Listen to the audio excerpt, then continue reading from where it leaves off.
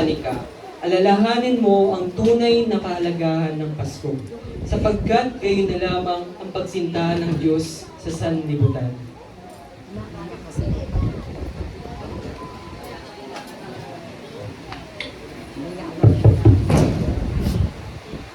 Anghel, ikaw ba yan? Anika, nandyan ka ba? Ako ito si Verusha. Buksan mo ang pinto. Verusha, Verusha.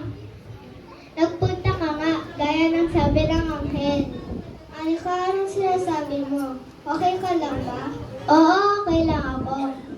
Siguro nga nanaginip lang ako. Ngunit, parang totoo. Sabi ng anghel. Anak ko yan. Anika, nandito ako.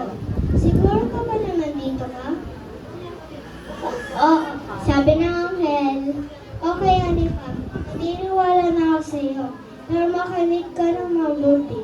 Ang lahat ay nanghihingi ng sorry sa iyo sa kanilang ginawa at nasabi sa iyo sa party. Di nila naisip ang iyong ibinigay at nais nila na maging kaibigan ka. Handa mo ba sila pagtawarin ng buong puso mo? Oh, Verusha. Ang tanging nais ko lang magkaroon ng kaibigan sa buong mundo.